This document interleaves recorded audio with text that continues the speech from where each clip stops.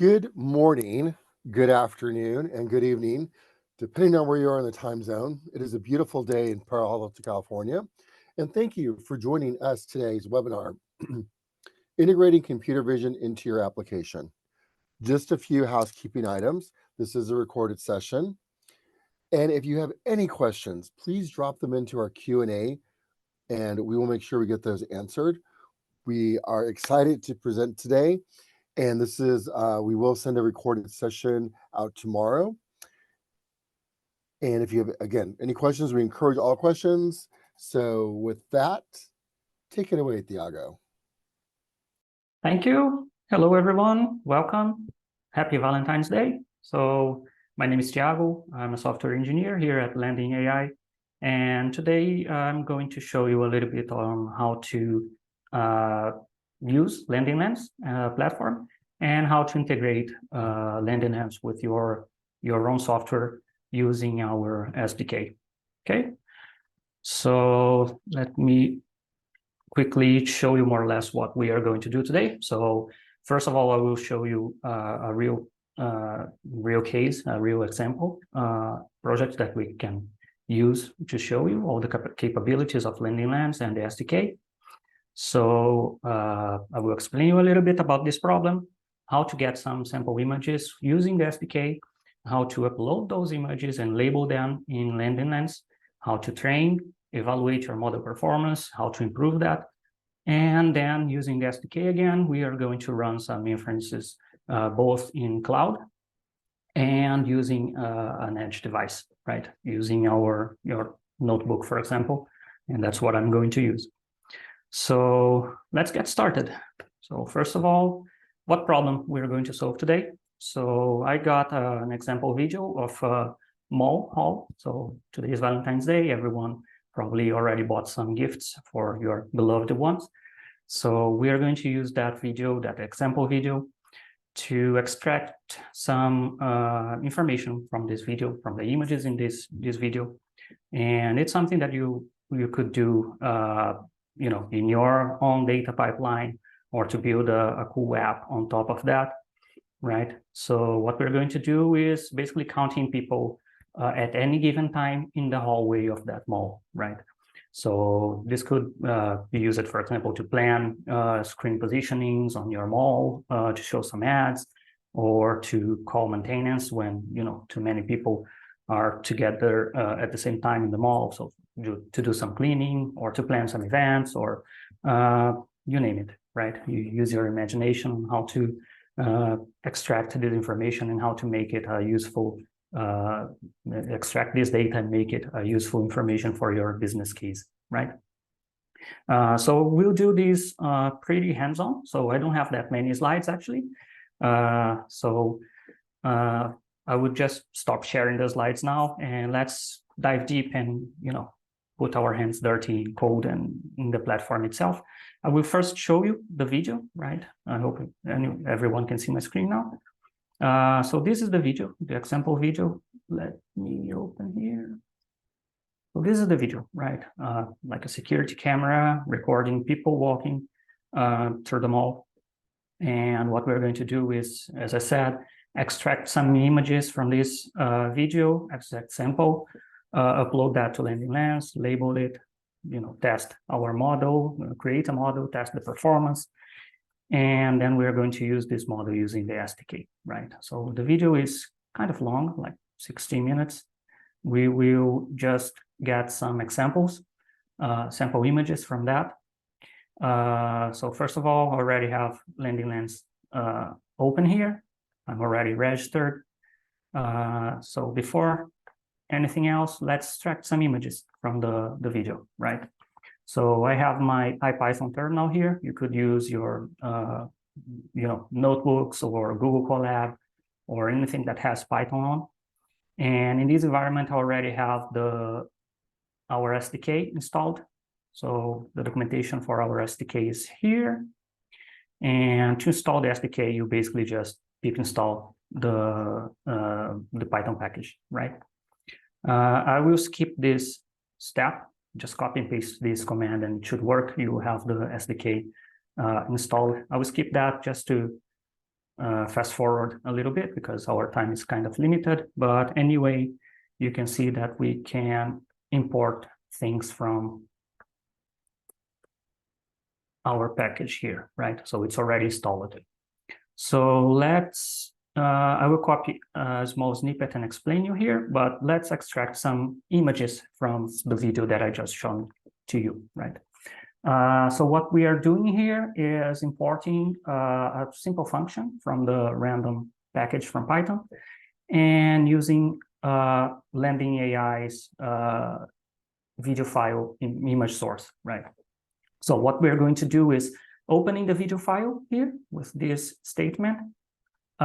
We'll grab a few example frames from the video file, and then we're going to save each frame in a folder here in my computer with this file path, right? It will be in my desktop, webinar, samples from 0 to 10, because that's the amount of images. Sorry, from 0 to 9, because that's the amount of images that I'm grabbing, right? I will run this script. It will take a few seconds to open the video, process it, and get the sample images. And once it's done, we will see the images being saved in this particular folder, right? So it should finish any second now. Yeah, it's done. So we have our 10 images here. And 10 images is the minimum that we will need to run training in a model, right? So I will just jump to the Landing platform here, to LandngLens. I will create a new project. I will select object detection. We have several different project types here, each one for a specific use case. So for segmentation, if you want pixel perfect labels, predictions in an image, you can use segmentation. For classification, if you want to classify your images, but you don't actually need to know where exactly in the image is the thing that you want to find. Visual prompting, which is a really cool project type that I'm sorry I will not show you today because of the time, but I encourage you to join the platform and try for yourself. We have some sample data here that you can play with. So just register for free and start playing with. So let's create an object detection project here. I will just copy these 10 images to LandngLens platform. It will upload. And now I will label those images, which means I will say to LandngLens, I will tell to LandngLens where are the people in my images, right? So we will draw some bounding box here. I will create a new class named person. So I will label a few people in my images. At first, I will not label all of them, just to show you how the model performs if we don't label it well, if we don't label all the samples. But let me get a few examples here. I hope I didn't get any picture with too crowded, because it will be a little bit harder to label, but yeah, this one is quite crowded. Anyway, we will see the model performance. Already labeled 4. We're like halfway there. And you can see that I'm trying to build the labels as tight as possible, right? If you draw a super big bounding box around the things that you want to detect, you might confuse the model a little bit. So I'm doing my best here to do, tight bounding box. A person with a controller. So that's cool. Let's label just a couple of images more. And we should be good to start training now. Yeah, so well done. You labeled 10 images. It's not perfectly labeled, but it's good for us to see how the model will perform in this scenario, right? I will hit train here. And once you hit train, LandngLens will provision a GPU machine for you and start training a deep learning model to detect what you said you wanted to detect in the images, right? So you can see the learning curve. So it's the error of the model is going down.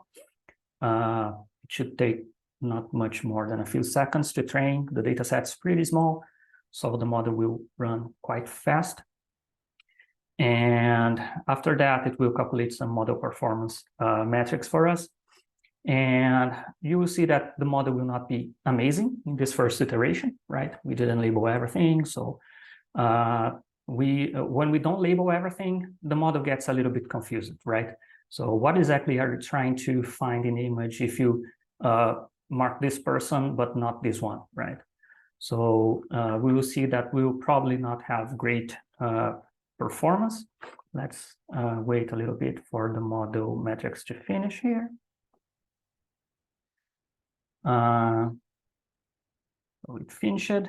So the precision is good. It found what I told it to find. We can see the predictions here. So this, and this. In this case, it also found what I asked it to, to find. But it didn't mark all the other persons, of course. We didn't tell the model that we wanted that. And here we can analyze a little bit better which predictions were not correct, right? So let's see, in this case, it tagged this person. It was, let's say, smart enough to tag this person, but we didn't label it. No, sorry, we missed this person. So we tagged this to tell the model that we wanted to mark this person, but the model was not able to find it. So it was an incorrect prediction. We had the ground truth, but the prediction was not there. And the same happened to the others, right? And you can see here that we have all the filters to find what we want to find, to discover why the model is not performing super well. Another cool thing that we have now is the ability to, segment the images and add some tags. For example, let's go to that crowded moment here. So we can come here and create a tag for crowded, and we can filter by that after. So it's easy to maintain your data set here, right? Now that we only have like 10 images, it's pretty straightforward. But once you start gathering more examples and adding more image to your data set, it can get pretty hard to find what you want. So we have some cool features to find that. Let's jump to the model performance. So this trained model, so first of all, LandngLens split that data set, those 10 images, in 2 groups automatically for us, right? And it splits on training set, so the images that were actually shown to the model during training, right? And the dev set, which were the images that we didn't use to update the model weights, right, while training. So the performance in the training set was quite okay, right? 97%. Good, but in the dev set, it was not good. So the model is not generalizing well. It's just, memorizing the examples that we gave in the training set, but for new images, it's not doing super well. Let's do one thing here. Let's label a few more examples. So usually having more examples, improving your labeling, that's what you want to do to have a better model performance, right? The models that we have here, they perform quite well in most scenarios. So it's usually better to always check first your labels and your training data. And after that, let me label a few more examples. This one is too crowded. It will be tough for the model to understand it. But let's, understand without all the labels, right? But let's do some labeling here, add a little bit more label and see if the model performance will improve. And a few more. We are halfway there, more or less. We'll add for a little bit more images. This couple here. Happy couple on Valentine's Day. 8 images. Let's also tag this kid. Here. So one thing that makes this task a little bit easier is that all the images are from the same place, right? There are no differences in background, in the camera positioning. So it will make the model's life a little bit easier too. So it will learn a bit better that we want to tag people, right? We're not tagging, I don't know, this tree or anything like that, or the lighting conditions are not changing, or, things that in the real world, in other type of problems, might be a little bit harder. But anyway, let me, before training, straightforward, let me show you a little bit about our custom options for training, right? So apart from the one-click training that we offer here, and we try to do our best to understand the parameters that the hyperparameters that we're going to use to do the training, we can also adjust a little bit what we want to provide for the model and as hyperparameters, right? So here you can see that we can, for example, rescale the images to a certain height and width. We can do some data augmentation, right? I just said that the lighting conditions and everything here, they don't change much.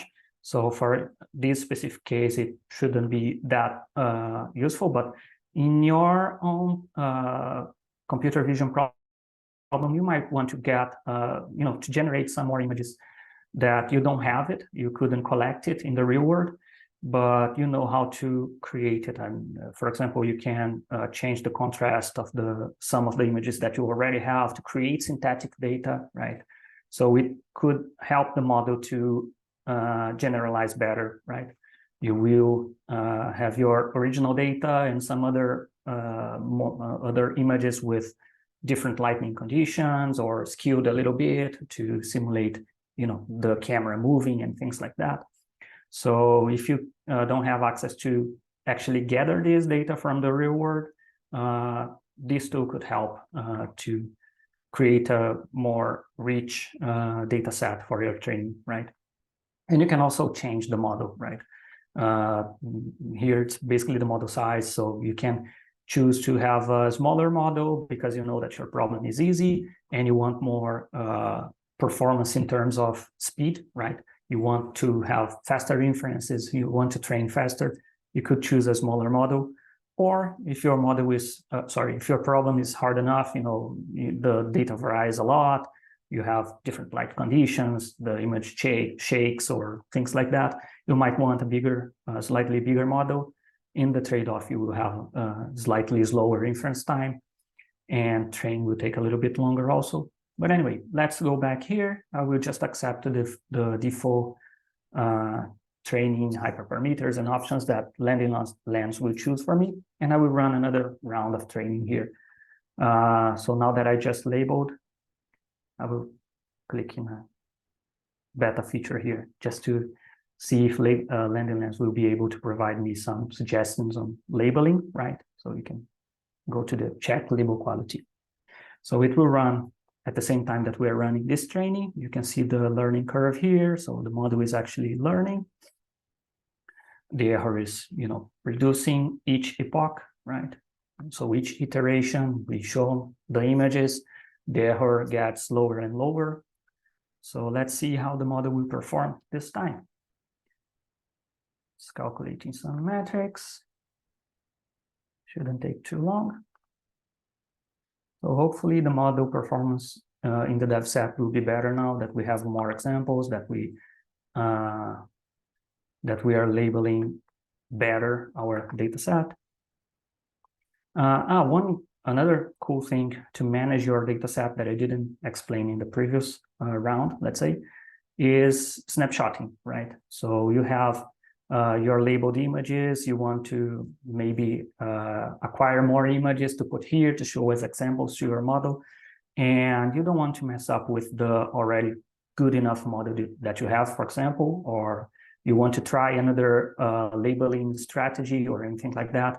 You can actually create snapshots of your data set. So you're basically versioning your data set as you do with your code, for example, or with your models. And you can create a snapshot here. And after that, you can reuse the snapshot, right? So you have different versions of your data set, and you can go back in time, run a training on that. And it's pretty handy to have something like this to avoid messing up with your data when you want to experiment with something new, right? And you can even create a new project. This is pretty cool option that I actually use it quite a lot while preparing this webinar, right? So you can have a data set, you create a snapshot, you want to experiment with more things, you can just create a new project on top of that data set. And of course, train with custom options here. So going back here, so this second round of training that I did with new labels, it's already over. So we can see that the recall improved a little bit. Let's see the comparison here in the different sets. Oh, see here, the training set performance decreased slightly, but that's not actually what we really want to see. What is really interesting here is that for new images, for images that we didn't use to update the model, the performance improved a lot, right? From 40 to 72%. So you can see that usually labeling better your data set, having this more data-centric approach usually improves way more than changing the hyperparameters or trying a new model, right? So usually the problem that you want to solve is how to get better data and better labeling, right? The models that are there in the wild and we have available here, they are pretty good usually. So coming back here, another thing that I clicked was this check label quality, right? We know that we didn't label everything that we should have labeled. So this person's out, or a few people here. And Landing can actually suggest you some labels if you click on the check label suggestion quality, check label quality. So let's review some of those suggestions here. And so you can see that this person that we didn't label, it's suggesting us to add, so we'll just accept. This person here was also not labeled, and for LandngLens, it seems to be a real person that we want, so I will just accept. And you can see that it helps a lot on labeling our data set, right? So this person, this person, this person, they all seem to be what we want to detect, but we didn't actually label. So LandngLens is just suggesting us to do this labeling for us. We can just accept everything here. Oops. The scroll wheel zooms in and out, so I will just accept everything. There is one suggestion here that might not be great. Let's see. It's suggesting me to remove this label on this person. So it's kind of blurry here. It's tough to see if that's a person or not. It's tough for us humans, so it's not easy for the model to write. And it's suggesting us to remove. I will not accept this suggestion because this is a person apparently. So, so this is the check label quality feature, right? And it's pretty interesting. I will not go through the whole labeling. We still have 6 label suggestions here. So let's try this model. It seems to be okay-ish, good enough. I will show you a better, fully labeled project after with a slightly better result. But let's try this. I will run an inference here. Let me get one new test. These frames I just grabbed before the webinar, but it was also using the SDK, right? So using the same tools. I just put them in a different folder. And let's run a test. Let's see if the model is performing well. Oops, sorry, didn't mean to click here. So we can just drag and drop the image here. So this will use the model that we just trained to give me predictions in a new image that I didn't even upload to LandngLens yet. So in this example, congratulations, this is the first step to have the model deployed. So you can see that it detected some people here. It missed a few because the model performance is not great yet. But it detected people, right? So the model is kind of working, still have room for improvements, but it's working well. In this frame, it already detected this person, missed this one. Let me just show you a couple more examples. So in this frame, it already detected both people here that were together, this lady here. So I'm pretty sure that if we label all the images here and run another round of training, the model performance will improve. And I say I'm pretty sure because I actually have another project with images fully labeled. It's just 10 examples, right? But it's I took the time to label all the all the persons in those 10 examples, and the performance was pretty good, right? Including the dev set. So if we run, let me close the previous one. If we run predict here, it will be a surprise for me because I didn't test with these specific images, but it should find more precisely people in those frames, right? See, it found basically everyone, I think, right? So it found 11 instances of people here. Yeah, it seems to be correct. So this model performance, after I labeled everything, after I ran a couple of training rounds, this model is way better in this project than the previous one that we just built, right? So you can see that labeling and having good examples in your data set makes all the difference. So, okay, we have a good model here with okay performance. How do we go to production with that, right? So we have mainly two deployment options. The first one is in the cloud, right? We can deploy the model that we just built here to an endpoint in the cloud, and you can send the images to this endpoint using our SDK, for example, and it will give you back the predictions, right? Where are the people that we just labeled and the modified found. The other option is running this in the edge, right? You can run this in your own server, in your notebook, for example. So in this other way of doing it, you will have to have Docker, and we will spin up a Docker container for you, and the model will be there. So we just do some SDK calls to run predictions against this Docker container, right? So let's first start with deploying this to the cloud, okay? I will click here on deploy. I already have one endpoint here, but if I didn't have, it was just a matter of creating a new one. I would deploy to the existing one, and I will hit deploy, and this model will be deployed there. You can see that I actually already used this endpoint a few times to do some tests, but this is my endpoint, right? And you can click here, these three dots, and view examples of how to use that, right? So we have the Python SDK, the JS SDK, or a plain simple curl command that you can send a request with your image in it and get back the predictions, right? So you give an example image to this endpoint, and it will give back all the persons that the model detected, right? So how to do that with the SDK? That's what we are interested in. So first of all, we'll get an API key for us, right? So if you click on the top right corner, go to API keys, you can see that I already have a bunch of them. And you can create new API keys here. So my webinar API key, and I will generate one. I will copy that. Let me go back to my project now. Right, so I have my API key. Let me copy a snippet of code here, just a second. Here's my API key.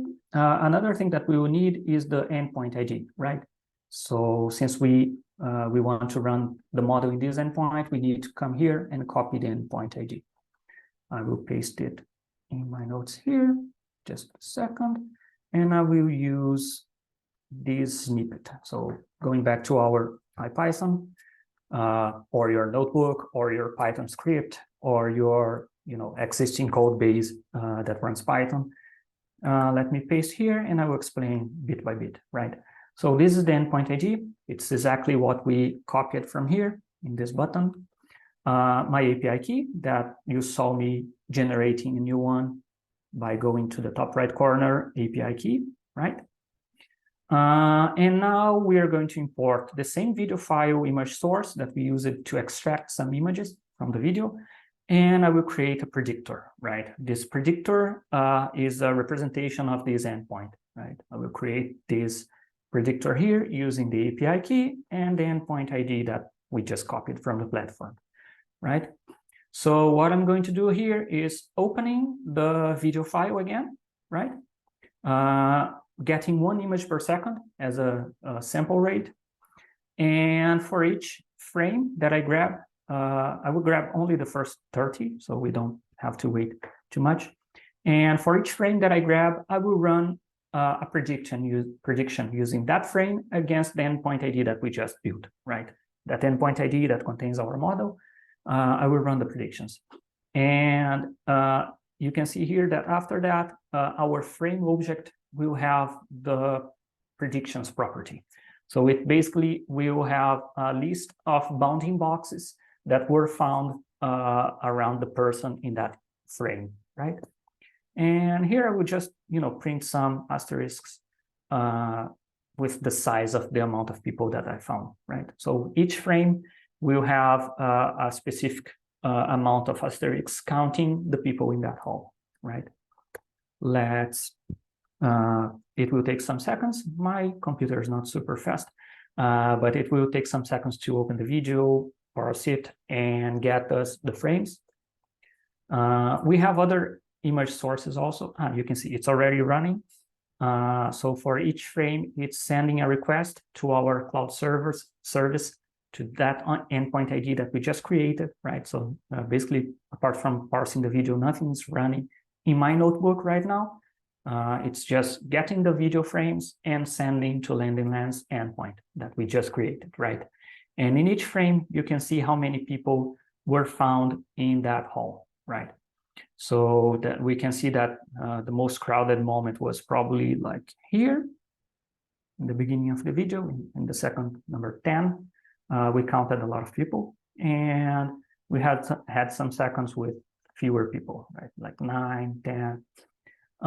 So this is kind of a chart, pretty rudimentary chart on how many people we found in the hallway at any given point in time, right?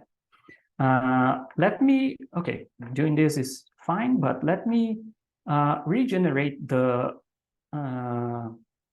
video for you with the bounding box, right? So this will be fun. I will just have the same endpoint ID, the same API key, and I will import the video file, import the predictor again, and I will use this frame set to group the frames after running the prediction, right? So again, we are opening the video file here, using the predictor to the cloud endpoint, instantiating this, this frame set. And in the first 30 seconds, what I'm going to do is run the predictions again.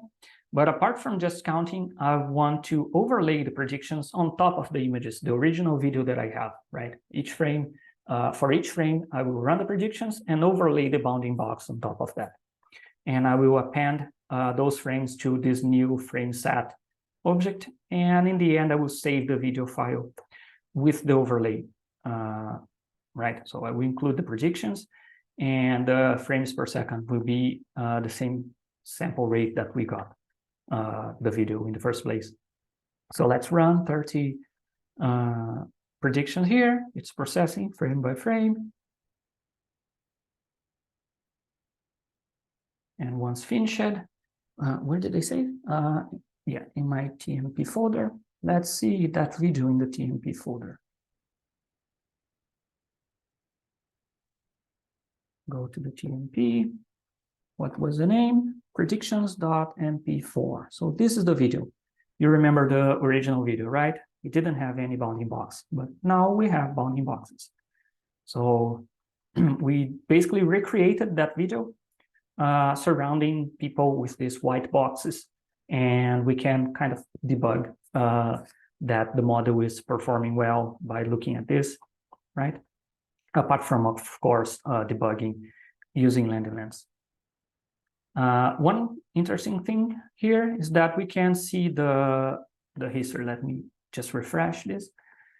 You can see the predictions that we just ran, right? They are saved in LandngLens also. So you can take a look if the model is still performing well. You can see that it's kind of the video, right?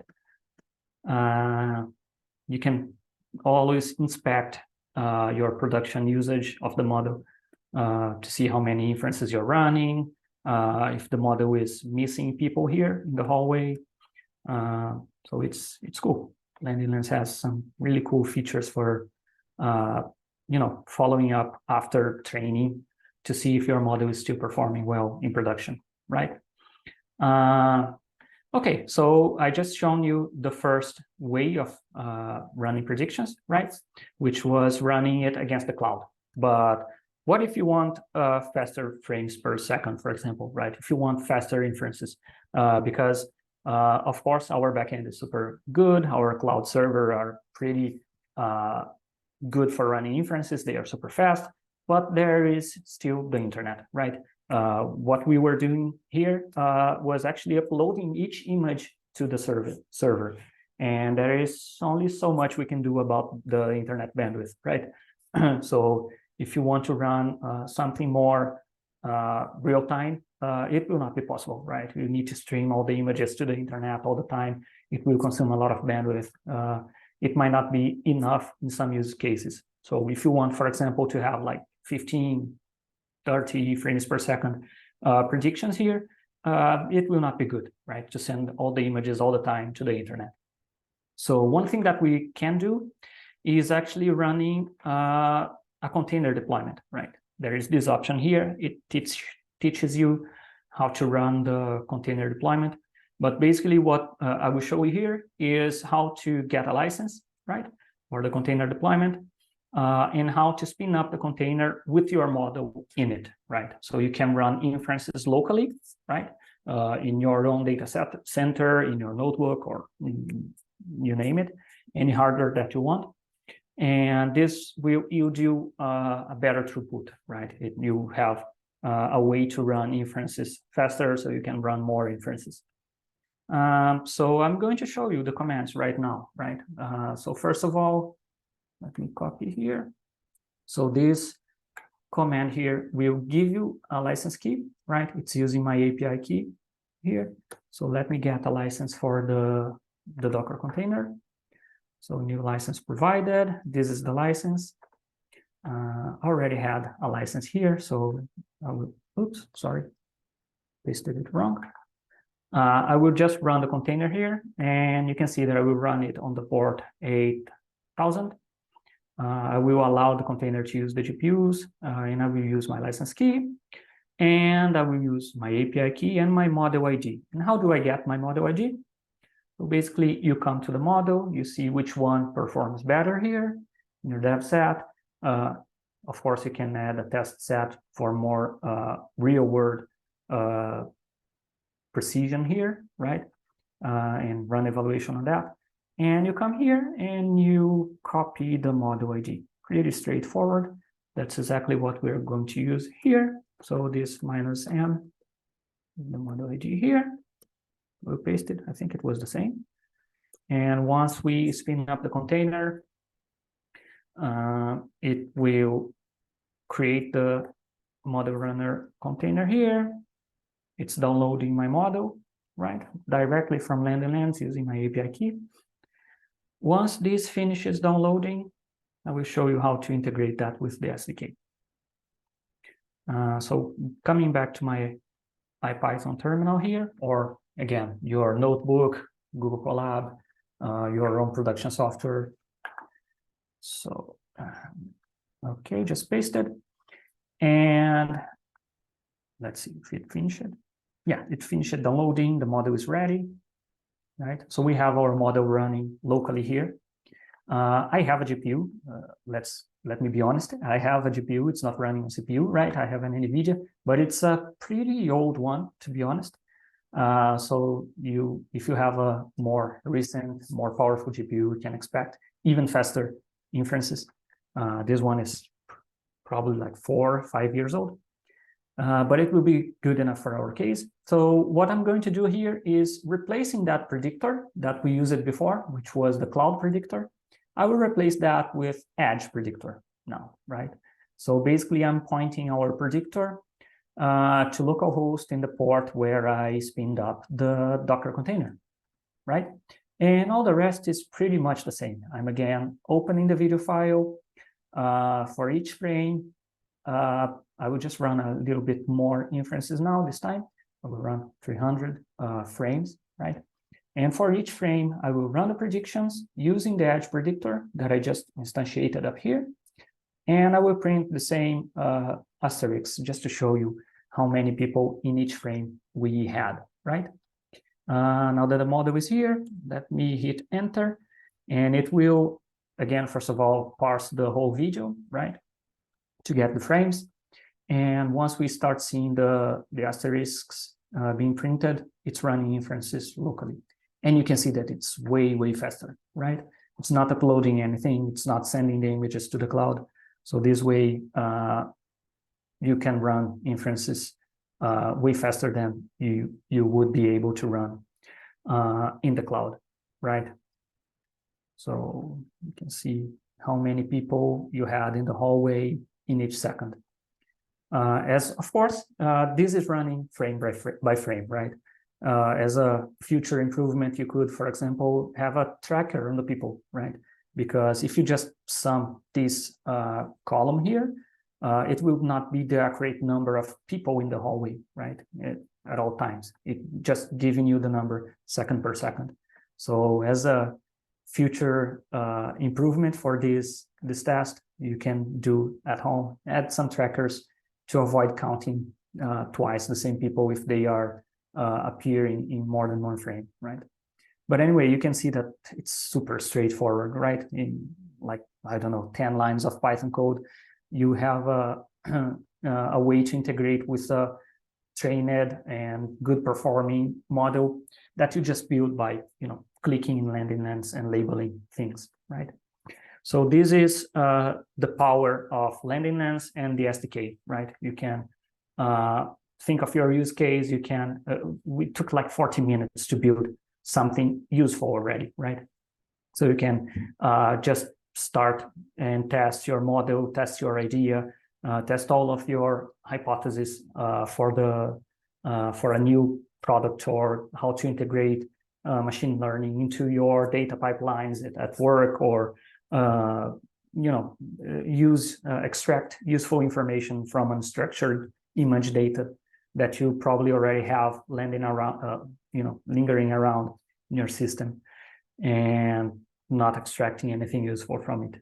So I think that's pretty much it. That's what I wanted to show you. I encourage everyone to register at LandngLens, start playing, upload some images, get some model trained, experiment with the performance, and see what you can do with our tools. The SDK documentation is also pretty good, right? So you have tons of examples and guides and how to acquire image from different sources, from a single file, from videos, from your webcam, from network camera, which is pretty cool. You just use the RTSP protocol and you can connect to an existing camera, even screenshots from your notebook, right? We have a bunch of image operations that you can do. You can crop images, resize, a lot of things that you can do with the SDK, in each image that you're going to use. All the options to run inference, some data management options too, how to upload images using the SDK, everything that we did manually here, right? And that's it. Go experiment and let us know if you have any questions and if you need anything. And Adrian? Thiago, great presentation. And to our audience, thank you for your great questions. Let's kick off the live session now. And let me kick off with a few questions. And if we don't cover everything, again, this is a recorded session. We'll be sending out follow-up emails tomorrow. And if there was a question we didn't miss, we'll definitely address it in tomorrow's email. And let's kick off this one. Thiago, there was initially no data about the test set in the model performance tab after you trained. I assume there was no test set. Is that something we have to do manually? You can manage that manually, right? You can put images in both the train set, the test set, or the dev set, but we do it automatically for the training dev set, right? And if you have enough image, I'm pretty sure that we also do for the test set, but I only had like 10 images, right? So it wouldn't be good to split even more the data. But yeah, you can manage it manually in the platform, click and throw images in the different sets that you want. Great answer. Thank you. Next question. How do you handle a person's shadow or glassy floor reflection and not include in the detection set? Great question. I mean, you probably need to have more examples, including the reflection and this lighting conditions in your data set, right? And if you have enough examples with reflection and everything, and you labeled correctly what you want to detect, the model will probably perform pretty well. But if you have different reflection conditions and everything, it's good to capture in your data set all those conditions, right? Excellent. Next question. May false positives be removed manually prior to initial or repeated training? So to handle both false positives, false negatives, the answer is usually the same. Add more examples, double check your labels, right? Because if the model is having a lot of false positives, a lot of false negatives, it's probably because it's getting confused with the examples that it's seeing, right? So if you improve your labeling, improve your examples, you will probably get better results. You will probably not never get rid of all the false positives or all the false negatives. The model will not be perfect in most cases, but you will reduce little by adding more examples and adding more better labeling, right? Excellent. Next question. How much freedom is available in choosing the models? How much, what, sorry? How much freedom is available in choosing the models? Okay, great question also.